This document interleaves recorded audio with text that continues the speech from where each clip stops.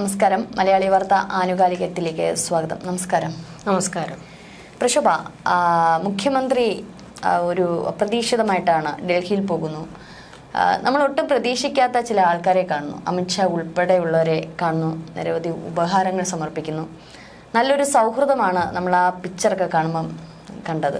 പക്ഷേ സോഷ്യൽ മീഡിയയിൽ UDF പ്രവർത്തകർ, കോൺഗ്രസ് അനുഭാവികളൊക്കെ പറയുന്നത് ഈ ഒരു കൂടിക്കാഴ്ച വരുന്ന തെരഞ്ഞെടുപ്പിനെ മുൻനിർത്തി ഒരു BJP CPM കൂട്ടുകെട്ടിലേക്കുള്ള ഒരു സഹായമായിരിക്കാം, തിരിച്ച് എന്തൊക്കെയോ പ്രതീക്ഷിച്ചുകൊണ്ടുള്ള സഹായമായിരിക്കാം എന്നുള്ളതായിരുന്നു. പിന്നീട് ആ ഒരു സോഷ്യൽ മീഡിയ തരംഗം നിൽക്കുന്നു. ഇതിനിടയിലാണ് ഷാഫി പറമ്പിലിനെ ഇന്നലെ അടിച്ചൊതുക്കിയ രംഗങ്ങളൊക്കെ നമ്മൾ കൺമുന്നിൽ കണ്ടത്. ശബരിമല വിഷയം മുച്ചൂട് അങ്ങ് മൂടി വെക്കാം എന്നുള്ള തരത്തിലുള്ള കാര്യങ്ങളൊക്കെ, സംഭവ ബഹുലമായ കാര്യങ്ങൾ കേരളത്തിൽ നടക്കുന്നു. പക്ഷെ ഇതിനിടയിലാണ് ഒരു നോട്ടീസ് പൊക്കിയെടുത്തുകൊണ്ട് വരുന്നത്. സോഷ്യൽ മീഡിയയിൽ ഇപ്പോൾ ഭയങ്കരമായിട്ട് ത്രില്ലിംഗ് ആയിട്ടിരിക്കുകയാണ്. ലൈഫ് മിഷൻ കോഴക്കേസുമായി ബന്ധപ്പെട്ട് ED മുഖ്യമന്ത്രിയുടെ മകൻ ഒരു നോട്ടീസ് അയച്ചിരുന്നു. അത് 2 വർഷമാണ് മുക്കിയത്. മുക്കൽ വിദഗ്ധരാണെന്ന് നമുക്കറിയാം. പക്ഷേ 2 വർഷം മുക്കിയത് പ്രതിപക്ഷം പോലും അറിഞ്ഞില്ല എന്നുള്ളതാണ്. ഇപ്പോൾ ED ഉൾപ്പെടെ ചോദ്യം ചെയ്തുകൊണ്ടിരിക്കുകയാണ്. ഇതിന് മുഖ്യമന്ത്രി പിണറായി വിജയൻ എന്തിനാണ് ഇത്തരത്തിൽ മകന് നോട്ടീസ് അയച്ചത്, അതിന്റെ കാരണം സഹിതം ഒന്ന് വിശദീകരിച്ചാൽ കൊള്ളാം. മുഖ്യമന്ത്രിയുടെ കയ്യിൽ നിന്ന് പ്രതീക്ഷിക്കേണ്ട, എന്നാലും പ്രതിപക്ഷത്തിന് പറയാമല്ലോ. ശരിക്കും എന്താണ് ഈ മുക്കിയത്, എന്തുകൊണ്ടാണ് മുക്കാൻ കാരണം, ശരിക്കും എന്താണ് സംഭവിച്ചത്? ഇത് മുഖ്യമന്ത്രിയുടെ മകന്റെ പേരിൽ ED സമൻസ് അയച്ചു. അതായത് ചോദ്യം ചെയ്യലിന് ഹാജരാകാൻ സമൻസ് അയച്ചു എന്നാണ് വ്യക്തമാകുന്നത്. 2023 ഇങ്ങനെ ഒരു സമൻസ് അയക്കുന്നത്. ആ സമയം നമ്മളൊന്ന് ഓർക്കണം. അതായത് സ്വർണ്ണക്കടത്ത് കേസുമായി ബന്ധപ്പെട്ടിട്ട് വലിയ ബഹളങ്ങൾ ഇവിടെ നടന്നുകൊണ്ടിരിക്കുകയാണ്, പൊട്ടിത്തെറി നടന്നുകൊണ്ടിരിക്കുകയാണ്. EDയും മറ്റ് കേന്ദ്ര അന്വേഷണ ഏജൻസി NIA ഉൾപ്പെടെ ഇവിടെ കയറി ഇറങ്ങുന്ന ഒരു സമയമാണ്. ആ സമയത്താണ് മുഖ്യമന്ത്രിയുടെ മകൻ വിവേക് കിരണ് നോട്ടീസ് കൊടുക്കുന്നത്. ആ നോട്ടീസ് കൊടുക്കുന്ന സാഹചര്യവും കൂടി നമ്മളൊന്ന് നോക്കണം. അതായത് ശിവശങ്കറിനെ ചോദ്യം ചെയ്ത് 3 ദിവസം ചോദ്യം ചെയ്തതിന്റെ പിറ്റേ ദിവസമാണ് വിവേക് കിരണിനോട് ഹാജരാകണമെന്ന് ആവശ്യപ്പെട്ടുകൊണ്ട് നോട്ടീസ് കൊടുക്കുന്നത്. അപ്പോൾ ശിവശങ്കറിനെ ചോദ്യം ചെയ്തതിന്റെ ബാക്കി എന്തൊക്കെയോ വിവേക് കിരണിൽ നിന്ന് കിട്ടാനുണ്ട്. അപ്പോൾ അത് തന്നെ ആയിരിക്കുമല്ലോ അതിന്റെ ഒരു ലക്ഷ്യം. അങ്ങനെയാണ് നോട്ടീസ് കൊടുക്കുന്നത്. പക്ഷേ വിവേക് കിരൺ നാട്ടിലുണ്ടായിരുന്നില്ല, വിദേശത്താണ്. അപ്പോൾ ഹാജരായില്ല. എന്നാൽ ഹാജരാകാത്തതിന്റെ കാരണം എന്താണ്, അത്തരത്തിലൊരു അതിനെക്കുറിച്ചുള്ള ഒരു വിവരങ്ങളും പിന്നീട് പുറത്തേക്ക് വന്നില്ല. ഇത് 2023 നടന്ന സംഭവമാണ്. 2023 സമൻസ് കൊടുക്കുന്നത് അന്ന് മുഖ്യമന്ത്രിയുടെ ഔദ്യോഗിക വസതിയായ ക്ലിഫ് ഹൗസിലേക്കാണ് ഈ സമൻസ് വരുന്നത്. അതായത് Vivek Kiran son of Pinarayi Vijayan Cliff House Trivandrum എന്ന പേരിലാണ് വരുന്നത്. ഏറ്റവും ഗുരുതരമായ വിഷയമാണ്. മുഖ്യമന്ത്രിയുടെ ഔദ്യോഗിക വസതിയാണത്. അപ്പോൾ അവിടേക്ക് ഇതുപോലെ മകനെതിരെ ഒരു അഴിമതി ആരോപണവുമായി ബന്ധപ്പെട്ട് സമൻസ് ചെല്ലുന്നു. അത് ഏറ്റവും ഗുരുതരമായ വിഷയം. ഓർത്തു നോക്കണം, കള്ളപ്പണ ഇടപാടുമായി ബന്ധപ്പെട്ടാണ് ഈ സമൻസ് വന്നിരിക്കുന്നത്. അതായത് ലൈഫ് മിഷന്റെ പിന്നിൽ കള്ളപ്പണ ഇടപാട് നടന്നു എന്നുള്ള തരത്തിലായിരുന്നു ED അന്വേഷണം ആരംഭിച്ചതും സമൻസ് പോകുന്നതും. ഈ ഒരു വിവരം, ഇത്ര വലിയ ഗുരുതരമായ വിഷയമാണ്, ഇവരാരും പുറത്തേക്ക് വിടാതെ ഇത് ഒതുക്കി തീർത്തു. ഈ പറയുന്ന ED മറ്റ് സംസ്ഥാനങ്ങളിലെ, അതായത് BJP ഇതര സംസ്ഥാനങ്ങളിലെ മുഖ്യമന്ത്രിമാർ അല്ലെങ്കിൽ മറ്റ് മന്ത്രിമാർ, നേതാക്കൾ, ഇവർക്കൊക്കെ എതിരെ ഒരു കേസ് ഉണ്ടെങ്കിൽ അത് വലിയ ചർച്ചയാണ്. അതിന്റെ തുമ്പും തുരുമ്പും ഉൾപ്പെടെ പുറത്തേക്ക് വിടും. പക്ഷെ ഈ ഒരു കേസിൽ വിവേക് കിരണിന് നോട്ടീസ് വന്നത് ഉൾപ്പെടെയുള്ള ഒരു കാര്യങ്ങളും പുറത്തേക്ക് വന്നില്ല. ED അത് വെളിപ്പെടുത്തിയില്ല. മുഖ്യമന്ത്രി അനങ്ങിയില്ല. ഇവിടുത്തെ മാധ്യമങ്ങൾ അറിഞ്ഞിട്ടേ ഇല്ല. പിന്നീട് ഇപ്പോഴാണ് അങ്ങനെ ഒരു സമൻസ് വന്നു എന്നുള്ളതിന്റെ കൂടുതൽ വിവരങ്ങൾ ഒരു മാധ്യമത്തിലൂടെയാണ് പുറത്തു വരുന്നത്. അപ്പോഴാണ് ഈ ഒരു സംഭവം പോലും പുറത്തറിയുന്നത്. ആ സമയത്ത് നമ്മൾ ഓർത്തു നോക്കണം, വലിയ രീതിയിൽ ഈ കാര്യത്തിൽ ചില ആരോപണങ്ങൾ വരുന്നത് BJP പിണറായിയെ സംരക്ഷിക്കുന്നു, പിണറായിയെ സഹായിക്കുന്നു, മറ്റൊരു സംസ്ഥാനത്തെ മുഖ്യമന്ത്രിമാരെയും മാർക്കും കൊടുക്കാത്ത പരിഗണനകൾ പിണറായിക്ക് കൊടുക്കുന്നു. എന്തിനു വേണ്ടി? അതാണ് ഏറ്റവും പ്രധാനപ്പെട്ട ചോദ്യം. അവിടെ വരുന്ന ഏറ്റവും പ്രധാനപ്പെട്ട ഒരു കാര്യമുണ്ട്. ഈ സംഭവത്തിലേക്ക് ഈ പറയുന്ന സുരേഷ് ഗോപി തൃശ്ശൂർ ജയിച്ചതുൾപ്പെടെയുള്ള കാര്യങ്ങൾ ചർച്ചയായി പുറത്തേക്ക് വരുന്നുണ്ട്. അപ്പോൾ എന്തുകൊണ്ട് ഈ വിഷയം, അതിനുശേഷം ഇവിടെ എത്ര ഉപതെരഞ്ഞെടുപ്പുകൾ നടന്നു, അപ്പോഴൊന്നും BJP ഈ വിഷയം എടുത്തിട്ടത് പോലുമില്ല. പിണറായി വിജയനെ അടിക്കാൻ കിട്ടുന്ന ഏറ്റവും പ്രധാന ആയുധമായിരുന്നു അത്. ഒന്ന് മകൾക്കെതിരെ അഴിമതി ആരോപണങ്ങളുണ്ട് മാസപ്പടിയുമായി ബന്ധപ്പെട്ട്, അതിന്റെ കൂടെയാണ് മകന്റെ പേരും കൂടി വരുന്നത്. അപ്പോൾ ഈ വിഷയം ഉപതെരഞ്ഞെടുപ്പുകൾ നടന്നപ്പോൾ, പാലക്കാടും വടകരയും ഒക്കെ ഉപതെരഞ്ഞെടുപ്പ് നടന്നപ്പോൾ BJPയുടെ വായിൽ നിന്ന് പോലും ഇങ്ങനെ ഒരു വാർത്ത പുറത്തേക്ക് വന്നില്ല. പിണറായി അടിച്ചിരുത്താൻ ഇങ്ങനെ ഒരു ആരോപണം വന്നില്ല. മറ്റൊരു കാര്യം കൂടിയുണ്ട്. ഈ ഒരു സമൻസ് ഇത്തരത്തിൽ വന്ന സന്ദർഭത്തിൽ ADGP അജിത് കുമാർ ഒരു RSS നേതാവിനെ കണ്ടു എന്നൊക്കെയുള്ള ചില അഭ്യൂഹങ്ങളൊക്കെ വരുന്നുണ്ട്. ആ തൃശ്ശൂർ പൂരം കലക്കൽ സുരേഷ് ഗോപി ആണ് എന്ന് പറഞ്ഞപ്പോൾ ഒരുപക്ഷെ പൂരം കലക്കിക്കൊണ്ട് സുരേഷ് ഗോപിയെ അവിടെ ജയിപ്പിച്ചതാണോ CPM എന്നുള്ളതും പുറത്തേക്ക് നമ്മൾ ആദ്യം ഈ വിഷയം വന്നപ്പോൾ നമ്മൾ പറഞ്ഞത് മാസപ്പടിയുമായി ബന്ധപ്പെട്ട് മകളെ രക്ഷിക്കുന്നതിന് വേണ്ടിയാണ് പിണറായി ഈ തൃശ്ശൂരിൽ ഒരു കൂട്ടുകച്ചവടം നടത്തിയത് എന്നുള്ള ഒരു ആരോപണം വന്നിരുന്നു. എന്നാൽ അങ്ങനെയല്ല, ഇത് മകന് വേണ്ടിയാണ് എന്നാണ് ഇപ്പോൾ പറയുന്നത്. ഇപ്പോൾ കോൺഗ്രസ് നേതാക്കൾ, അതായത് AICC general secretary KC Venugopal എന്നൊരു ചോദ്യം ചോദിച്ചിട്ടുണ്ട്. അതായത് ഇത്ര സെൻസിറ്റീവ് ആയിട്ടുണ്ടായിരുന്ന ഒരു വിഷയം എന്തുകൊണ്ട് ഒരു BJP നേതാക്കൾ പോലും പിണറായിക്ക് നേരെ ചോദ്യമായി ഉന്നയിച്ചില്ല എന്നുള്ളൊരു ഏറ്റവും പ്രധാനപ്പെട്ട ഒരു കാര്യമുണ്ട്. അത് മാത്രമല്ല, കഴിഞ്ഞ ദിവസം മുഖ്യമന്ത്രി വയനാടിന്റെ കാര്യം പറഞ്ഞുകൊണ്ടാണ് ഡൽഹിയിൽ പോയത്. ഇത് വയനാടിന് വേണ്ടിയാണോ അതോ കുടുംബത്തിന് വേണ്ടിയാണോ എന്നുള്ളതാണ് ചോദ്യം. നിരവധി പ്രശ്നങ്ങളിൽ ഇപ്പോൾ CPM കണ്ടകശനിയിൽ നിൽക്കുകയാണ്. പിണറായി വിജയന്റെ കണ്ടകശനി അയ്യപ്പനെ തൊട്ട സമയം മുതൽ തുടങ്ങിയിരിക്കുകയാണ്. അപ്പോൾ ഇത് ശബരിമല വിഷയമുണ്ട്, സ്വർണ്ണ കള്ളക്കടത്തുണ്ട്. അപ്പം അവരിലേക്ക് ആ ഒരു കേസ് തിരിയാതിരിക്കാൻ വേണ്ടി മാക്സിമം ഇവിടെ വെച്ചൊരു മതിൽക്കെട്ട് തീർക്കണമല്ലോ. അതാവാം, പിന്നെ മാസപ്പടി വിവാദമുണ്ട്, ലാവ്ലിംഗ് കേസ് ഉണ്ട്, ഇപ്പൊ മകന്റെ വിഷയമാകാം. ഇങ്ങനെ നിരവധി പ്രശ്നങ്ങൾ ഇങ്ങനെ കൺമുന്നിൽ നിൽക്കുമ്പോൾ ചില ആൾക്കാരെ ചെന്ന് കണ്ടില്ല എന്നുണ്ടെങ്കിൽ അത് പണി കിട്ടും. നിരവധി ഉപഹാരങ്ങളാണ് കേരളത്തിന്റെയൊക്കെ തനിമ വിളിച്ചുകൊണ്ട്. കാരണം ഇവർക്കൊക്കെ ഇങ്ങനെയുള്ള ഭാരതാംബ ശില്പങ്ങള് അല്ലെങ്കിൽ ഈ വിഗ്രഹങ്ങൾക്കൊക്കെ ഇവർക്ക് എന്താ പറഞ്ഞ അത്ര അങ്ങോട്ട് രസിക്കുന്ന തരത്തിലുള്ള നമ്മുടെ ഇവിടെ കൊടുത്ത ഉപഹാരമൊക്കെ കണ്ടത്. ഗവർണറിന്റെ അവിടെ ഒരു പരിപാടിക്ക് പോയപ്പോൾ രാജ്ഭവനിൽ ഭാരതാംബ കൊടി പിടിച്ചുകൊണ്ട് നിൽക്കുന്നത് കണ്ടപ്പോഴാണ് അവിടുന്ന് ശിവൻകുട്ടി ഇറങ്ങി ഓടിയത്. എന്നിട്ടാണ് ഇന്നിപ്പോ ഇവർ ഉപഹാരമൊക്കെ ആയിട്ട് ഇതൊക്കെയാണ് കൊടുക്കുന്നത്. അപ്പോൾ അവരെ സോപ്പിടുക എന്നുള്ളതാണ് ഒരു പ്രധാനപ്പെട്ട ലക്ഷ്യം. ഇവിടെ നമ്മളൊന്ന് ഓർക്കണം, ഈ സമയത്ത് തന്നെയാണ്, അതായത് അങ്ങനെ എന്തോ അപ്പോൾ ഇവിടെ ഈ 2023 ഈ പിണറായി വിജയന്റെ മകൻ ഇങ്ങനെ ഒരു സമൻസ് കിട്ടുന്ന ആ ഒരു 2023 കാലയളവിൽ തന്നെയാണ്, 2023 2024 ആ ഒരു സമയത്താണ് ജാർഖണ്ഡ് മുഖ്യമന്ത്രി ഹേമന്ത് സോറന് എതിരെ എന്തൊക്കെ പ്രശ്നങ്ങൾ, അദ്ദേഹത്തെ തീവ്രവാദികളെ കൊണ്ടുപോകുന്നത് പോലെ അറസ്റ്റ് ചെയ്തുകൊണ്ട് പോകുന്നതൊക്കെ നമ്മൾ കണ്ടതാണ്. അരവിന്ദ് കെജ്രിവാൾ എന്തെങ്കിലും ഒരു മറ്റേ മരുമകൻ നാഷണൽ ഹെറാൾഡുമായി ബന്ധപ്പെട്ടൊക്കെ അപ്പൊ അവർക്കൊന്നും കൊടുക്കാത്ത ഒരു പരിഗണന എന്തിനാണ് എപ്പോഴും മോദി സർക്കാർ പിണറായിക്ക് കൊടുക്കുന്നത്? അതൊരു ചോദ്യം തന്നെയല്ലേ? അപ്പോൾ എപ്പോഴും ഈ കോൺഗ്രസിനെ അടിച്ചിരുത്താൻ വേണ്ടി പിണറായി പറയുന്ന ഒരു ഡയലോഗ് ഉണ്ട്, ഇവിടെ കോൺഗ്രസ് BJP ബാന്ധവമാണെന്ന്. ആരുമായിട്ടാണ് ബാന്ധവം ഉണ്ടാക്കിയതെന്ന് ചില സംശയം. കാരണം ഈ ഒരു ശബരിമല വിഷയം വന്നപ്പോൾ പോലും ഇന്നും സോഷ്യൽ മീഡിയയിലടക്കം പലരും, നമ്മൾ ചർച്ച ചെയ്തതിന്റെ താഴെ പോലും പലരും കമന്റ് ചെയ്തിട്ടുണ്ട്, എന്തുകൊണ്ടാണ് BJP ഇത്രത്തോളം ഒരു മൗനം? ചില പ്രതിഷേധങ്ങൾ നടക്കുന്നില്ല എന്ന് പറയുന്നില്ല, പക്ഷെ BJPയുടെ സ്വഭാവം നമുക്കറിയാം അല്ലേ? അത് SFI പ്രവർത്തകരെക്കാളും കുറച്ച് തീവ്രത ഏറിയ പ്രവർത്തനം. RSSന്റെ സ്വഭാവം നമുക്കറിയാം. ഇവരൊക്കെ ഈ ഒരു ശബരിമല വിഷയം ആദ്യ കാലത്ത് വന്നപ്പോൾ എങ്ങനെയാണ് പ്രതികരിച്ചത്? ചോര കൊണ്ട്, അല്ലെങ്കിൽ ഞങ്ങളുടെ ചോര വീണാൽ പോലും ഞങ്ങൾ ഇതിനെ പ്രതികരിക്കുമെന്ന് പറഞ്ഞവര് ഇപ്പോൾ ഒരു ലെവലിലാണ് പ്രതിഷേധം. അവിടെയാണ് നമ്മൾ ഈ ശബരിമല വിഷയവുമായിട്ട് ബന്ധപ്പെട്ട് BJPയുടെ ഒരു ഇരട്ടത്താപ്പ് കാണുന്നത്. ഭക്തർ ആ വിഷയത്തിൽ തീവ്രമായി ഇടപെട്ടത് അത് അവരുടെ വിശ്വാസത്തിന്റെ ഭാഗമായതുകൊണ്ടാണ്. BJPയുടെ നിലപാട് എന്തായിരുന്നു ശബരിമലയുമായി ബന്ധപ്പെട്ട്? ആദ്യം യുവതി പ്രവേശനത്തെ പ്രോത്സാഹിപ്പിച്ചവരാണ്. കുമ്മനം രാജശേഖരൻ ഉൾപ്പെടെ അതിനെ പ്രോത്സാഹിപ്പിച്ച് മറുപടി പറഞ്ഞവർ പിന്നീടാണ് ഇത് വിവാദമായി എന്ന് കണ്ടപ്പോഴത്തേക്ക് പ്ലേറ്റ് മാറ്റിയത്. അപ്പോൾ ആദ്യത്തെ അവരുടെ രാഷ്ട്രീയം കളിച്ചതാണ് എന്നുള്ളത് നമ്മൾക്ക് കൃത്യമായി മനസ്സിലായതാണ് ആ വിഷയത്തിൽ. പിന്നെ ഞങ്ങൾ വിശ്വാസം സംരക്ഷിക്കാൻ എന്നും പറഞ്ഞു കൊണ്ട് ശബരിമലയിലേക്ക് ഇരുമുടിക്കെട്ടുമായിട്ട് പോയ K. സുരേന്ദ്രന്റെ നടപടി നമ്മൾ കണ്ടതാണ്. വായിക്കാത്ത ഹാൻസ് വെച്ചിട്ടാണ് 18ാം പടി കയറാൻ പോയത്. അതൊക്കെ നമ്മൾ കണ്ടതാണ്. അതൊക്കെ നിങ്ങളുടെ എന്ത് തരം വിശ്വാസമാണ്? ഈ ഹിന്ദുക്കളുടെ മൊത്തം അട്ടിപ്പേർ അവകാശമൊന്നും ഇവിടെ BJPക്ക് ആരും കൊടുത്തിട്ടില്ല, ഒരു പാർട്ടിക്കാർക്കും കൊടുത്തിട്ടില്ല. വിശ്വാസികൾ അവരുടെ വിശ്വാസം സംരക്ഷിക്കും.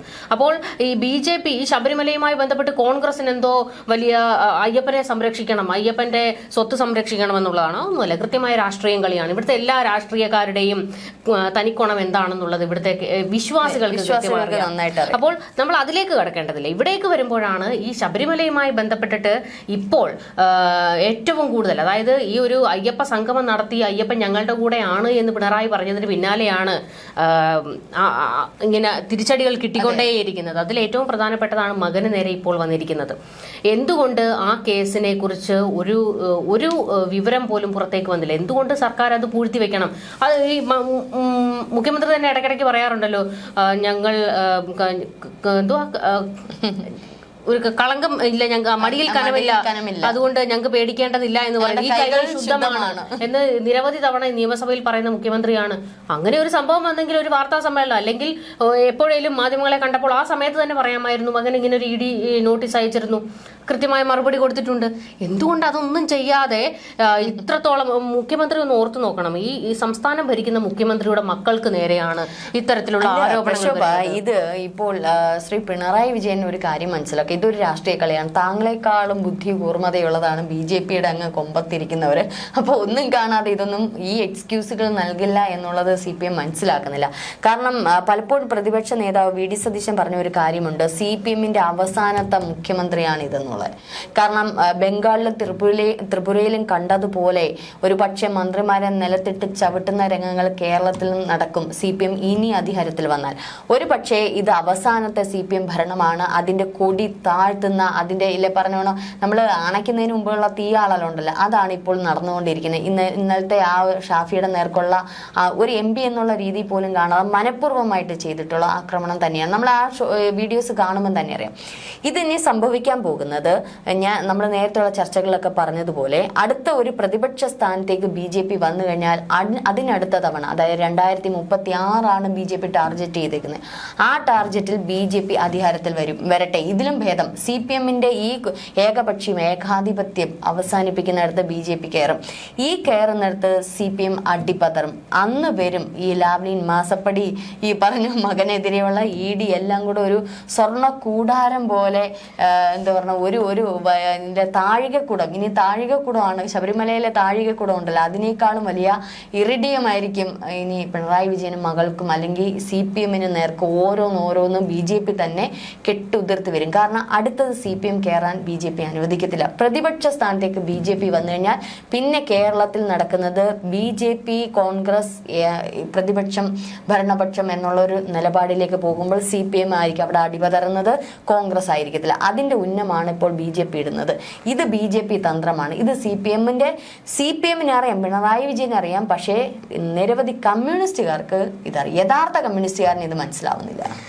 ഇവിടെ എനിക്ക് ഇതിനോടൊരു വിയോജിപ്പുണ്ട്. കാര്യം നമ്മൾ ഈ പിണറായി വിജയനെ അത്ര കണ്ട് അണ്ടർ എസ്റ്റിമേറ്റ് ചെയ്യാൻ നിൽക്കരുത്. ഒരു കുറുക്കന്റെ ബുദ്ധിയുള്ള മനുഷ്യനാണ് പിണറായി വിജയൻ. നമ്മൾ കഴിഞ്ഞ തവണ, ഒന്നാം തവണ കഴിഞ്ഞപ്പോഴത്തേക്ക് നിയമസഭാ തെരഞ്ഞെടുപ്പ് വന്നപ്പോൾ VD സതീശനും ചെന്നിത്തല ഉൾപ്പെടെയുള്ള നേതാക്കൾ ഇത് തന്നെയാണ് പറഞ്ഞത്.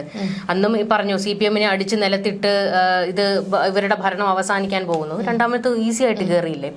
മൂന്നാമത് ഇവർ തന്നെ കയറും എന്ന് തന്നെയാണ് ഒട്ടുമുക്കാൽ ആൾക്കാരും, അതായത് രാഷ്ട്രീയം വീക്ഷിക്കുന്ന എല്ലാവരും പറയുന്നത് അത് തന്നെയാണ്. കാര്യം പിണറായി വിജയന്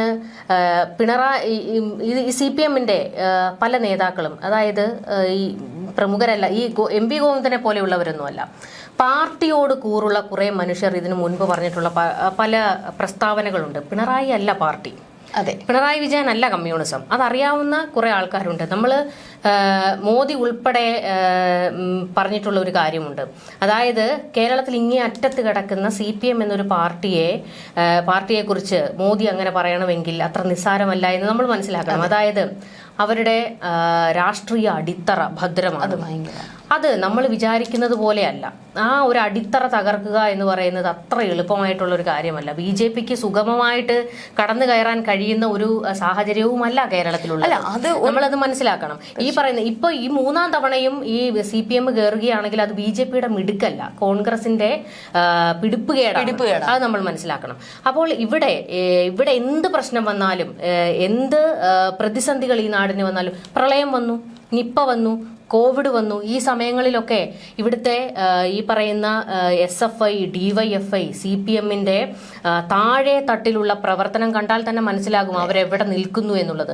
ആ ഒരു പ്രവർത്തനത്തിന്റെ 7 അയലത്തെത്താൻ ഇതുവരെയും ഇക്കണ്ട കാലം അത്രയും ഈ പറയുന്ന കോൺഗ്രസിനോ BJP-ക്കോ കഴിഞ്ഞിട്ടില്ല. അതിവിടുത്തെ BJP നേതാക്കൾ പോലും സമ്മതിക്കുന്ന കാര്യമാണ്. അവരുടെ അടിത്തറ ഭദ്രമാണ്. അതുകൊണ്ട് അത് ഇളക്കുക എന്ന് പറയുന്നത് അത്ര എളുപ്പമല്ല. പിണറായി പോയി കഴിഞ്ഞാൽ വേറൊരു നേതാവ് വരും. പിന്നെ ഒരു കാര്യമുണ്ട്, പിണറായിയെ പോലെ ഇത്ര കൂർമ്മ ബുദ്ധിയുള്ള ഒരാളായിരിക്കില്ല ഇനി വരാൻ പോകുന്നത്. ഇവിടെ നമ്മളിപ്പോ ഈ BJP പ്രതിപക്ഷത്തേക്ക് വരും എന്ന് പറയുമ്പോഴത്തേക്ക് ഇവിടെ ഏത് നേതാവുണ്ട്? BJP-ക്ക് പറയാൻ കൊള്ളാവുന്ന ഒരൊറ്റ നേതാവിന്റെ പേര് നിങ്ങൾ പറ.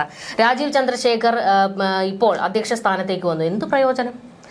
സ്വന്തം ജീവചരിത്രം പോലും പേപ്പർ നോക്കി വായിച്ച ഒരു മനുഷ്യനാണ് രാജീവ് ചന്ദ്രശേഖർ. കൃത്യമായ നിലപാടുകൾ പറയാൻ ഇവർക്കറിയില്ല. ഇവർക്ക് BJP-ക്ക് ഈ പറയുന്ന CPM-മായി ബന്ധമുണ്ടെന്നുള്ളത് കൃത്യമായി അറിയാവുന്ന RSS നേതാക്കളും ഒക്കെ ആയിട്ട് പിണറായിക്ക് ബന്ധമുള്ള കാര്യമാണ്. അത് ആർക്കാണ് അറിയാത്തത്? ഇവിടെ പരസ്യമായ രഹസ്യമാണത്. പക്ഷേ അതിനൊക്കെ അപ്പുറത്തേക്ക് ഈ പാർട്ടിയെ ഇങ്ങനെ കൊണ്ടുപോകാൻ, കേരളത്തിൽ ഇതുപോലെ നിലനിർത്താൻ ഇവർക്ക് കൃത്യമായ അജണ്ടകളുണ്ട്. അതെങ്ങനെ നിലനിർത്തണമെന്ന് അവർക്ക് കൃത്യമായി അറിയാം. അതുകൊണ്ട് തന്നെയാണ് അവർ താഴെ തട്ടിലേക്ക് പ്രവർത്തനം അതിശക്തമാക്കണമെന്ന് എല്ലായ്പ്പോഴും പറയുന്നത്. അങ്ങനെ പറയുമ്പോഴും ഇപ്പൊ BJP അങ്ങനെ വരാൻ എത്ര നേതാക്കൾ ഉണ്ട് എന്ന് പറയുമ്പോഴും പക്ഷെ ചില നേതാക്കൾ വരുന്നുണ്ട്. നമ്മുടെ യൂത്തൊക്കെ എടുത്തു കഴിഞ്ഞാൽ ചില നേതാക്കൾ പൊന്തി വരുന്നുണ്ട്, കൃത്യമായിട്ട് വരുന്നുണ്ട്. കാരണം ഇവരുടെ അടിത്തട്ടിലുള്ള പ്രവർത്തന രീതി ഈ ഇടയ്ക്ക് ഞാൻ കേട്ടതാണ്. ഇവർ ഓരോ പാർട്ടി ഓഫീസുകളിലും, അതായത് മോദി കൊടുക്കുന്ന അതായത് സേവനങ്ങൾ അത് പാർട്ടി ഓഫീസ് വഴി ഡയറക്റ്റ് ജനങ്ങളിലേക്ക് എത്തിക്കുക എന്നുള്ളത്. അപ്പൊ അടിത്തറയിൽ നമ്മൾ അറിയാത്ത പല നീക്കങ്ങളും ഗ്രാമപ്രദേശങ്ങളിലും ഒക്കെ BJP ഏറ്റെടുത്ത് നടത്തുന്നുണ്ട്. പഴയ പോലെയല്ല. ഇപ്പൊ ABVP ആണെങ്കിലും ഈ പറയുന്നോണം BJP-യുടെ യൂത്ത് ആണെങ്കിലും ഈ പറഞ്ഞോണം നല്ല രീതിയിൽ ഉള്ള പ്രവർത്തനങ്ങൾ അടിത്തട്ടിൽ നടന്നുകൊണ്ടിരിക്കുന്നത്. അവരൊരു സംഘടിതത്വം രാജീവ് ചന്ദ്രശേഖർ വന്നതിന് ശേഷമുണ്ട്. ഇല്ല എന്ന് പറയില്ല. അദ്ദേഹത്തിന് മലയാള ഭാഷ അറിഞ്ഞുകൂടാണെങ്കിലും ഒരു കോർപ്പറേറ്റ് ബിസിനസ്മാന്റെ ഒരു നല്ല കൂർമ്മബുദ്ധി ശരിക്കും ഈ ഒരു സംഘാടകത്വത്തിൽ അദ്ദേഹം പ്രവർത്തിക്കുന്നുണ്ട്, അത് കാണിക്കുന്നുണ്ട്. അപ്പൊ അത് ഈ പറഞ്ഞ നമ്മൾ ഒരിക്കലും താമര വിരിയില്ല എന്ന് പറഞ്ഞെടുത്ത് താമര വിരിയും. ഇനിയിപ്പോ കണ്ടോണം, അടുത്ത തദ്ദേശ തെരഞ്ഞെടുപ്പ് നിയമം ഉൾപ്പെടെ തിരുവനന്തപുരം കോർപ്പറേഷൻ ഉൾപ്പെടെ പിടിച്ചെടുക്കാൻ BJP-ക്ക് സാധിക്കും. ചില സീറ്റുകൾ BJP നോട്ടം ഇട്ടിട്ടുണ്ട്. അത് ഒരു പക്ഷേ CPM-ന്റെ കരുതലോടുകൂടി തന്നെ കിട്ടാൻ സാധിക്കും. അങ്ങനെയാണെങ്കിൽ കുറച്ചധികം താമരകൾ ഇനി വിരിയും. അത് ഒരു ഈ പറഞ്ഞോണം നമ്മൾ ഇപ്പം BJP എന്ന് പറയുന്ന ഒരു 3ാം തരത്തിലേക്ക് പോയിരിക്കുകയാണ്. ഇവിടെ കേരളത്തിൽ കാണുന്നത് ഒരു CPM കോൺഗ്രസ് 2 പാർട്ടികളെയാണ് കണ്ടുകൊണ്ടിരുന്നത്. BJP അപ്രസക്തമായിരുന്നു. പക്ഷെ ഒന്ന് നോക്കൂ പ്രശോഭ, രാജീവ് ചന്ദ്രശേഖർ എന്ന് പറയുന്ന സംസ്ഥാന അധ്യക്ഷൻ വന്നപ്പോൾ എന്തോരം വാർത്തകളാണ് വന്നേ. നേരത്തെയും BJP-ക്ക് ഇത്തരത്തിലുള്ള അധ്യക്ഷന്മാർ വന്നിട്ടുണ്ട്, പക്ഷെ വലിയ വാർത്തകളില്ലായിരുന്നു. പക്ഷെ ഇപ്പൊ BJP-യുടെ ഏത് കാര്യത്തിനും ഒരു വലിയ വാർത്താ പ്രാധാന്യം കിട്ടുന്നുണ്ട്. അത് ഒരു പക്ഷേ ഇവരുടെ പലപ്പോഴും നമ്മൾ അറിയാത്ത ഇടങ്ങളിൽ ഇവരുടെ പ്രവർത്തന രീതി കൊണ്ടാണ്. ഇപ്പൊ ശബരിമല വിഷയവുമായിട്ട് ബന്ധപ്പെട്ട അങ്ങും ഇങ്ങും ഒക്കെ ചില പൊട്ടിത്തെറികൾ ഉണ്ടെങ്കിലും ഉള്ളത് നല്ല രീതിയിൽ അവർ നടത്തുന്നുണ്ട്. അതെന്തോ ഈ പറഞ്ഞോണം CJP ഒരു കൂട്ടുകെട്ടെന്ന് നമുക്ക് പരസ്യമായ രഹസ്യമായി പറയാം. പക്ഷെ ചിലത് ഇവർ നന്നായിട്ട് അടിത്തറയിൽ പ്രവർത്തിക്കുന്നുണ്ട്. തീർച്ചയായിട്ടും താമര ചിലയിടത്ത് വിരിയുമ്പോൾ അതായത് വെറും 2 സീറ്റിൽ നിന്ന് തുടങ്ങിയ BJP-യുടെ ഈ ഒരു തേരോട്ടം ഇന്ന് നിൽക്കുന്ന നമ്മുടെ രാജ്യത്തിന്റെ പ്രധാന പാർട്ടിയായിട്ടാണ്. അത് തീർച്ചയായിട്ടും കേരളത്തിൽ മോദി ഉള്ളിടത്തോളം കാലം അത് എടുക്കാൻ സാധ്യതയുണ്ട്. കൂർമ്മബുദ്ധിയുള്ള അമിത്ഷാ ഉള്ളിടത്തോളം കാലം, അമിത്ഷാ പറഞ്ഞിട്ട് പോയ ഒരു കാര്യമുണ്ട്, അത് എടുക്കാൻ സാധ്യതയുണ്ട്. നമ്മൾ അത്രയ്ക്ക് ഇവരുടെ നേതാക്കന്മാരില്ല എന്ന് പറയേണ്ട, അപ്രസക്തമായിട്ടുള്ള നേതാക്കന്മാരാണ്. പക്ഷെ അവർ ഈ പറഞ്ഞതുപോലെ കയറി വന്നു കഴിഞ്ഞാൽ പ്രസക്തമാകും. നേതാക്കന്മാരെന്ന് പറയുമ്പോൾ ഈ പറഞ്ഞോണൊരു ആരാധന വൃന്ദമൊക്കെ വരുന്നത് കുറച്ച് മുൻപിലേക്ക് വരുന്നത് കൊണ്ടല്ലേ. ഇപ്പൊ സുരേഷ് ഗോപിയെ പോലെ എല്ലാവരും അറിയപ്പെടുന്ന ആൾക്കാരല്ലെങ്കിലും വരാൻ സാധിച്ചു. ശോഭാ സുരേന്ദ്രൻ നല്ലൊരു നേതാവ് തന്നെയല്ലേ. അപ്പൊ ആര് വളർത്തുന്നു അവിടെയാണ് ചോദ്യം. അവര് തന്നെയാണ് ഈ കോൺഗ്രസിന്റെ മറ്റൊരു മുഖമാണ് BJP-ക്ക്. അതായത് അധികാരമോഹികളാണ് ആ പാർട്ടിയിലുള്ളത്. ഇല്ല എന്ന് പറയാൻ കഴിയുമോ? പക്ഷേ അവിടെയാണ് നമ്മൾ കാണേണ്ടത്. തൊട്ടിപ്പുറത്ത് CPM-ൽ അധികാരമോഹികൾ ഉണ്ട്, പക്ഷേ വേണ്ട എന്ന് പറയുന്നത് അവിടെ വരില്ല. അത് പക്ഷേ ഉണ്ടല്ലോ, അതാണ് അവരുടെ പാർട്ടിയെ ഇങ്ങനെ നിർത്തുന്നത്. പക്ഷെ ഇനി തിരിച്ചു ചോദിക്കാനുണ്ട്, CPM-ൽ ആരുണ്ട് ഇനി യുവ നേതാക്കൾ എന്ന് പറഞ്ഞ് എടുത്തു പറയത്തക്ക രീതിയിലുള്ള ആരുണ്ട്? അവിടെയാണ് ഒരു പ്രതിസന്ധി വരുന്നത് പിണറായി. അതുകൊണ്ടാണ് ഈ ഇനി വരുന്ന തെരഞ്ഞെടുപ്പിൽ ആരെ കാണിക്കണം എന്നുള്ളൊരു ചോദ്യം വരുമ്പോഴത്തേക്ക് ഒരു പക്ഷത്ത് ഒരു കൂട്ടർ വീണ്ടും പറയുന്നത് പിണറായിയെ തന്നെ കാണിക്കണം എന്നുള്ളതാണ്. കാരണം അവർക്ക് ഇത്രത്തോളം കൃത്യമായ ഒരു പ്രവർത്തന ശൈലിയിൽ നിൽക്കുന്ന, അല്ലെങ്കിൽ തൻ്റെ കൂടെ ഉള്ളവരെ ഒന്നിച്ച് ഞാൻ പറയുന്നിടത്ത് നിൽക്കണം എന്ന് പറയാൻ കരുത്തുള്ള ഒരു നേതാവ് ഇനി ആരുണ്ട് എന്നുള്ളത് ഒരു പ്രധാനപ്പെട്ട ചോദ്യമാണ്. അതിനൊക്കെ അപ്പുറത്ത് നമ്മളിപ്പോൾ കാണേണ്ട ഒരു വിഷയം ഈ പറയുന്നത് പോലെ തന്നെ പിണറായി എന്തുകൊണ്ട് ഈ മകനെതിരെയുള്ള ആരോപണങ്ങൾ പൂഴ്ത്തിവെച്ചു എന്നുള്ളതാണ്.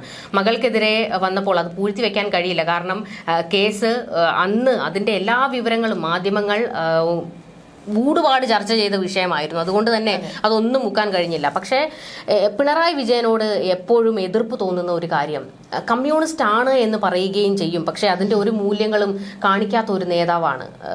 അതാണ് ഏറ്റവും ഒരു വിയോജിപ്പ്. പിണറായിസം എന്ന് പറയുന്നത് അംഗീകരിച്ചു കൊടുക്കാൻ കഴിയുന്നതല്ല. ഒരു മൂല്യമല്ലേ വന്ന് അദ്ദേഹം ഒരു മൂല്യം, ഒരു യഥാർത്ഥ കമ്മ്യൂണിസ്റ്റുകാരുടെ ഒരു മൂല്യം കാണിക്കാറില്ല. അല്ല, അത് പാർട്ടി സെക്രട്ടറി ആയിരുന്നപ്പോൾ പോലും പാർട്ടി മൂല്യം കാണിച്ചിട്ടില്ല. കാരണം ഇവിടെ സ്വാശ്രയ കോളേജിന്റെ പേരിൽ അടി നടക്കുമ്പോഴാണ് മകളെ കോയമ്പത്തൂരിൽ കൊണ്ടുപോയി സ്വാശ്രയ കോളേജിൽ ചേർക്കുന്നത്. അപ്പോൾ അത്തരത്തിൽ പിണറായി വിജയൻ എല്ലാ കാലത്തും കുടുംബത്തിന് വേണ്ടി നിന്നിട്ടുള്ള ഒരാളാണ്.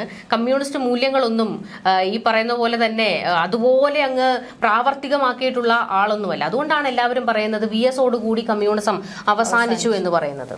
എന്തായാലും ഇപ്പോൾ മകന് വേണ്ടിയിട്ടാണോ ഡൽഹിയിൽ പോയത് എന്നുള്ള ഒരു ചോദ്യമാണ്. അതിന്റെ കൂടുതൽ വിവരങ്ങൾ ഇനി പുറത്തേക്ക് വരേണ്ടതുണ്ട്. മൗനം വെടിഞ്ഞൊന്ന് സംസാരിച്ചാൽ കൊള്ളായിരുന്നു, എന്തെങ്കിലും ഒന്ന് കിട്ടിയേനെ. ഇല്ല, അതൊന്നും പറയില്ല. ഇവിടെ അയ്യപ്പന്റെ വിഷയത്തിലൊന്നും പറയുന്നില്ല. പിന്നാണോ ഇനി മകന്റെ വിഷയത്തിൽ.